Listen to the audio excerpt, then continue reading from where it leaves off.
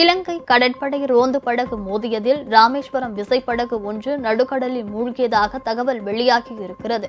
ராமேஸ்வரம் மீன்பிடி துறைமுகத்தில் இருந்து நேற்று வழக்கம் போல் மீனவர்கள் கடலுக்கு மீன்பிடிக்க சென்றனர்.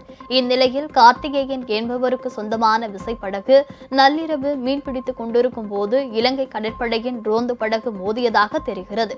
இதில் தமிழக மீனவர்களின் படகு கடலில் மூழ்கியது.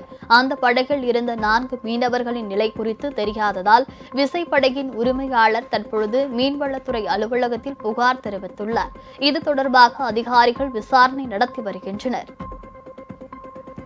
உங்கள் ராஜ் நியூஸ் தொலைக்காட்சியில் திங்கள் முதல் வெள்ளி வரை தினந்தோறும் பிற்பகல் 2 மணிக்கு உங்கள் பகுதியில் உள்ள குறைகளை நேரலையில் தெரிவிக்கும் புகார் பெட்டி நிகழ்ச்சி. பங்கு பெறுங்கள், பயனடையுங்கள், காணத் தவறாதீர்கள்.